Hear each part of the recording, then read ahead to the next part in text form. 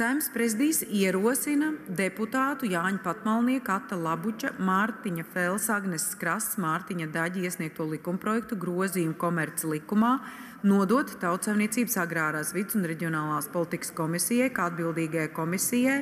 Esam sagatavojuši un iesnieguši likumprojektu grozījumu komerces likumā, lai atvieglotu gan kapitāla sabiedrības dibināšanu, SIA dibināšanu, gan arī pamatkapitāla palielināšanu.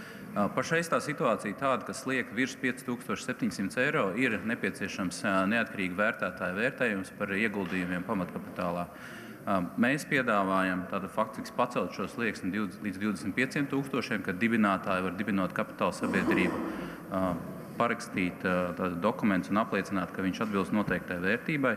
Līdz 50 000 to var izdarīt valde, palielinot pamatkapitālu, kā arī atsevišķi mēs izceļam vienu punktu, kas saistās īpaši ar jaunu uzņēmumu atbalstu, kas nosaka to, ka bezskaidras naudas aizdevumi, no kuriem rodas prasījuma tiesības kapitāla sabiedrībai, nav jāvērtē, jo viņi jau faktiski ir izvērtēti, jo bankas ir pārskaitījušas šo naudu uz kapitāla sabiedrības kontu. Tātad šie piedāvātie grozījumi aicina viņus nodot komisijai. Mūsuprāt, tie atvieglos šos uzņēmumu darbību, kas saistās gan ar dibināšanu, gan ar pamatkapitāla palielināšanu. Paldies!